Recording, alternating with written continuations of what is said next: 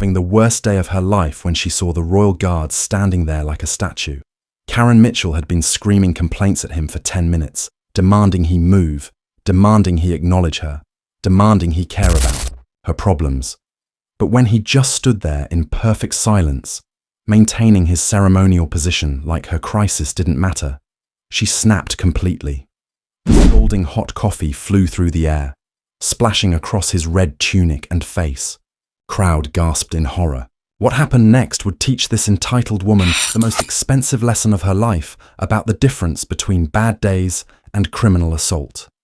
Now, before we show you what happened when this coffee attack met instant justice, make sure you're subscribed and drop a comment telling us about the worst public meltdown you've ever witnessed. Now, let's get into it.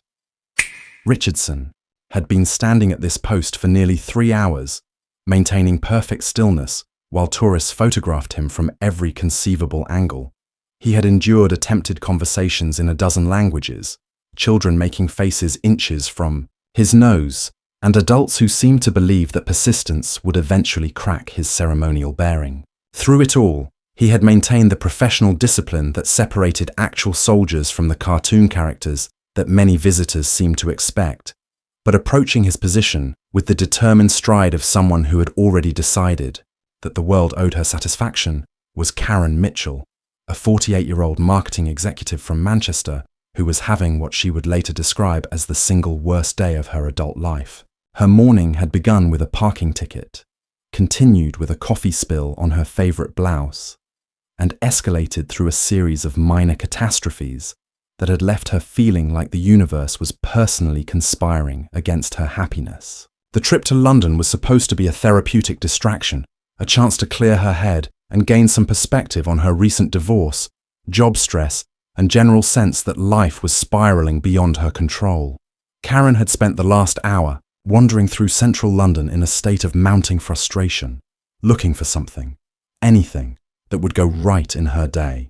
She had been overcharged at a tourist trap restaurant, given wrong directions by 3 different people, and photographed what she thought was a historic building only to discover it was a recently constructed shopping centre designed to look old.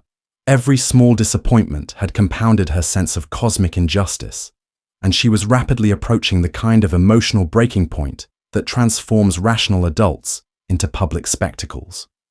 When Karen first saw Richardson standing at his post, her initial reaction was curiosity rather than hostility. She approached his position like most tourists, phone in hand, ready to capture the obligatory photo with one of the famous guards that would prove to her friends back home that she had experienced authentic British culture. But when she tried to engage him in conversation, asking basic questions about his duties and the palace, Richardson's complete silence struck her as unnecessarily rude rather than professional protocol. "Excuse me," Karen had said initially, her voice carrying the reasonable tone of someone making a polite request. "Could you tell me what time the changing of the guard happens? I've been walking around for an hour and nobody seems to know." When Richardson failed to respond, maintaining his ceremonial stillness with the discipline that had been drilled into him through months of training, Karen's fragile emotional state interpreted his silence as a personal slight rather than military protocol.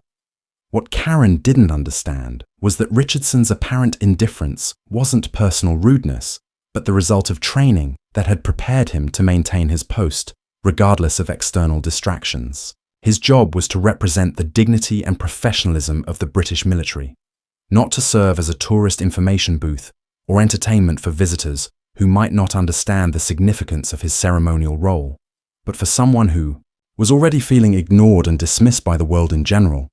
Richardson's professional silence felt like the final insult in a day full of them. The cafe across the street provided the perfect storm of convenience and opportunity. Karen had purchased her large coffee with extra hot milk, originally intending it as comfort food for her difficult day. But as her frustration with Richardson's unresponsiveness mounted, the steaming cup in her hand began to feel less like refreshment and more like a weapon that could finally get some kind of reaction from the man who seemed determined to pretend she didn't exist. But here's what Karen Mitchell didn't know about Guardsman Thomas Richardson. 8 years earlier, he wasn't wearing ceremonial dress for tourist photos. He was crawling through the wreckage of an armoured vehicle in Kandahar province, Afghanistan, with his uniform on fire and second-degree burns covering 30% of his body, trying to reach 3 fellow soldiers who were trapped in the burning wreckage of what had been their transport just minutes before. What Richardson brought to his ceremonial posting was an understanding of pain that went far beyond anything most civilians could comprehend. Standing motionless for 3 hours in uncomfortable weather was trivial compared to crawling through burning wreckage while his skin melted. Dealing with rude tourists who demanded attention was a minor annoyance compared to the months of rehabilitation that had taught him to function normally, despite chronic pain that would never completely disappear. But Richardson also understood that his ceremonial duties carried their own kind of importance.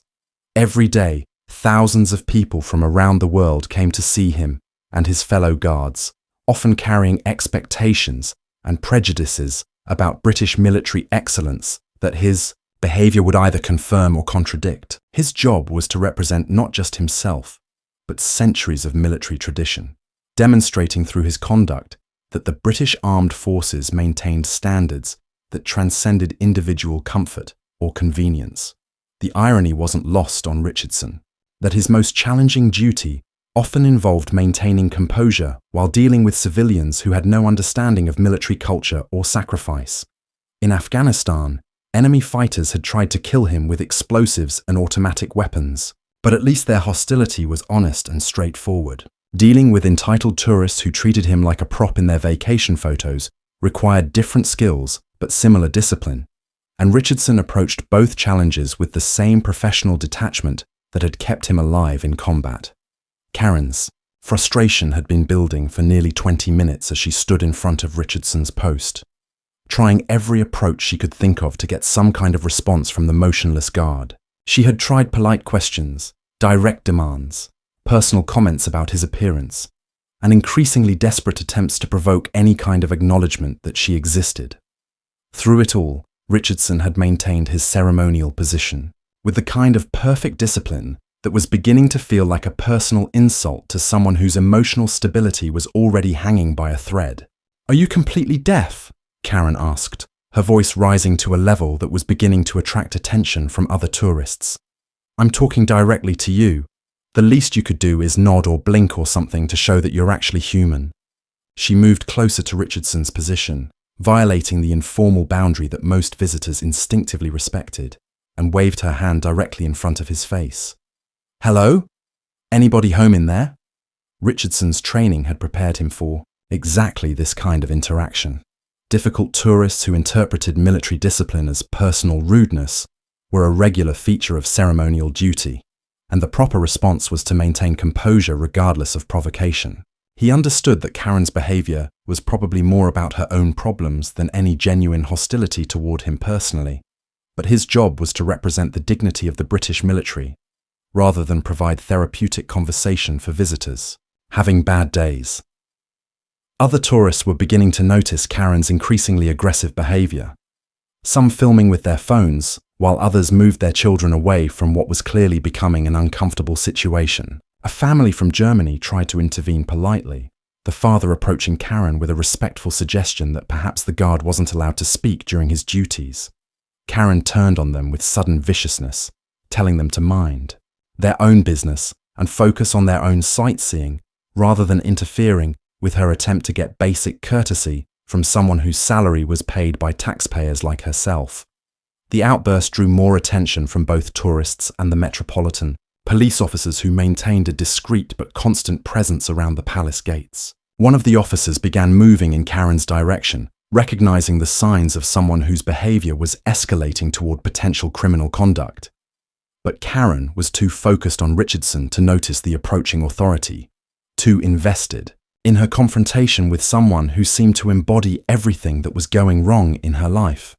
"This is absolutely unbelievable," Karen announced to the growing crowd of observers, her voice carrying across the courtyard with the kind of volume that indicated someone who had completely lost perspective on appropriate public behavior. "I am a British citizen. I pay taxes that fund this ridiculous parade, and I cannot get one simple word of acknowledgement from this person who is supposed to be serving the public." She pulled out her phone and began recording Richardson directly, holding the camera inches from his face while providing running commentary about what she described as the rudeness and arrogance of the British military. The recording was clearly intended to shame Richardson into some kind of response, a tactic that had worked for Karen in retail situations where employees couldn't afford to ignore customer complaints. But Richardson remained unmoved, his breathing steady, his gaze fixed on the middle distance, his entire bearing radiating the kind of professional composure that comes from having faced far more serious challenges than angry tourists with phones. That's when Karen made the decision that would transform her difficult day into a criminal nightmare. She looked at the large coffee cup in her other hand, still steaming hot from the royal brew across the street, and realized that she had been carrying the perfect tool to finally get Richardson's attention. The coffee was hot enough to be genuinely dangerous, served at temperatures that could cause second-degree burns if it came into direct contact with exposed skin. "Maybe this will get your attention," Karen said, her voice taking on the dangerous calm that comes right before someone does, something they'll regret for the rest of their lives. She drew back her arm, took careful aim at Richardson's face, and threw the entire contents of her coffee cup directly at the man who had become the symbol of everything she felt was wrong with her world. The scalding coffee struck Richardson's face and chest with a splash that echoed across the courtyard like a gunshot. The liquid was hot enough to cause immediate pain, soaking through his wool tunic and running down his neck while steam rose from the fabric. The crowd gasped in horror as they witnessed what was unmistakably a deliberate assault on someone who couldn't defend himself, and phones that had been recording Karen's harassment now captured clear evidence of criminal behavior that would follow her for the rest of her life. But the most shocking thing about the attack wasn't Karen's behavior. It was Richardson's response. Despite the scalding liquid burning his skin, despite the shock of being physically assaulted while performing, his duties despite every natural instinct screaming at him to react, Guardsman Thomas Richardson didn't move an inch. Richardson's reaction to being doused with scalding coffee was a masterclass in military discipline under extreme provocation. The hot liquid had splashed across his face and soaked through his ceremonial tunic, causing immediate pain that anyone else would have responded to with screams, profanity, or at minimum some kind of physical reaction. Instead, Richardson absorbed the assault with the same unwavering composure he had maintained throughout Karen's verbal harassment, his eyes still fixed on the middle distance, his breathing still controlled, his posture still perfect despite the burning sensation spreading across his chest and neck. The crowd's reaction was immediate and visceral. Gasps of horror erupted from every direction as tourists witnessed what was unmistakably a deliberate assault on someone who was not only unable to defend himself, but was serving in a position that demanded their respect rather than their abuse. Children who had been watching the guard with fascination now clung to their parents in confusion and fear, while adults who had been documenting Karen's harassment with mild amusement suddenly found themselves recording evidence of a serious crime. Metropolitan police officers converged on Karen's position with the swift efficiency of people who dealt with problem tourists professionally, but had rarely encountered anything quite this blatant.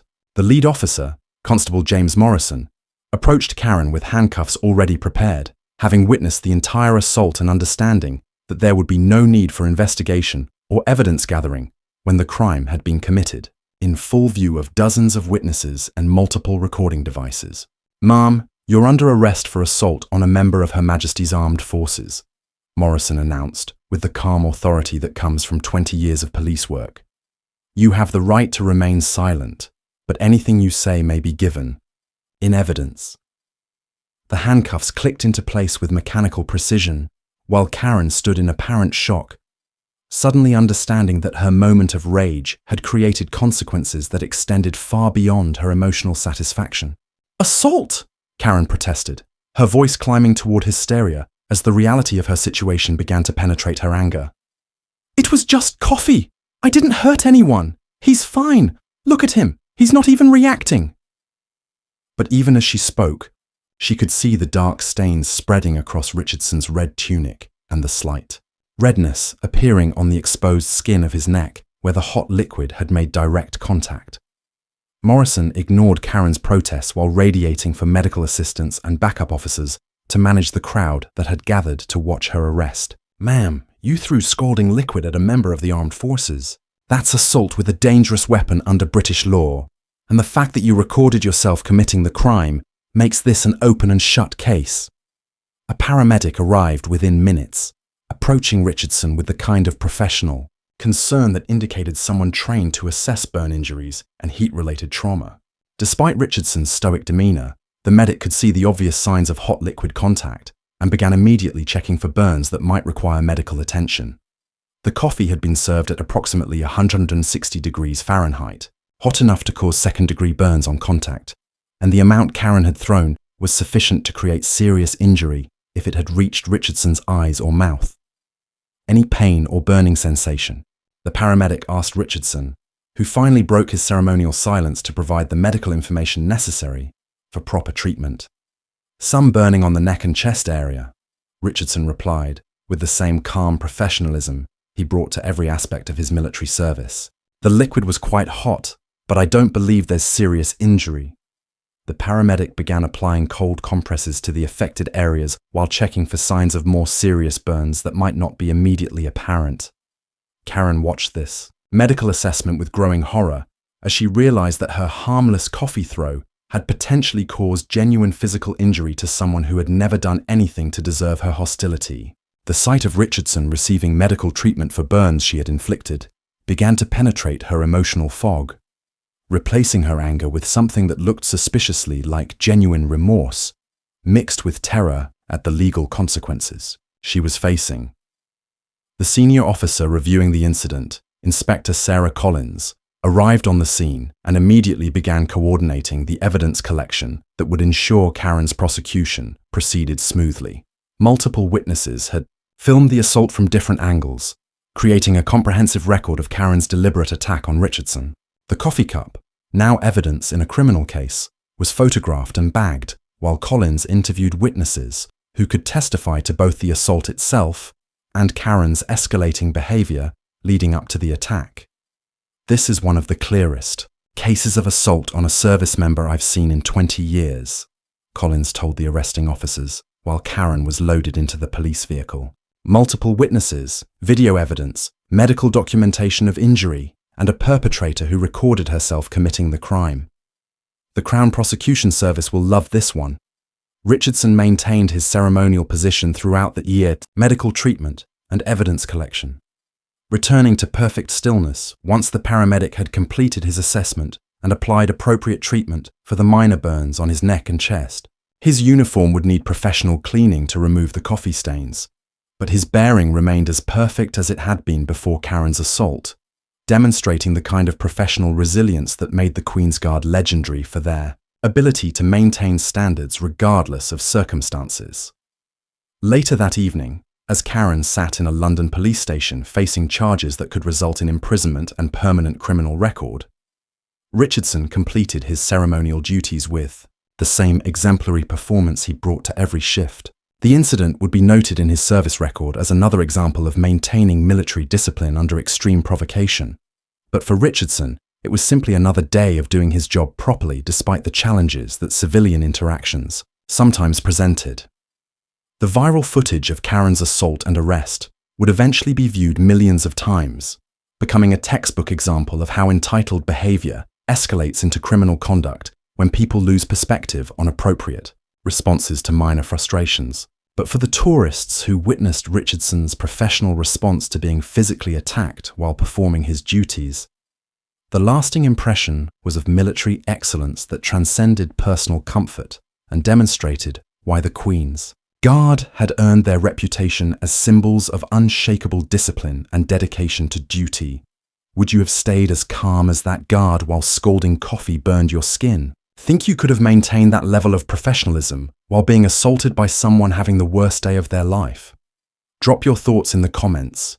We read every single one, and these conversations matter more than you know.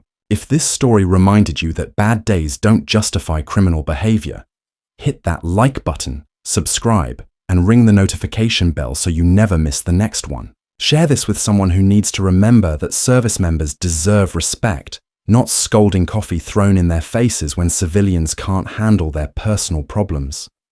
More stories about instant consequences meeting entitled behavior are waiting right here on your screen. Click one now, and I'll see you tomorrow, with another reminder that sometimes your worst moment becomes everyone's teaching moment about the difference between having a bad day and committing assault. Until then, remember, there's no such thing as just throwing coffee at someone. Every action has consequences, and some consequences last a lifetime.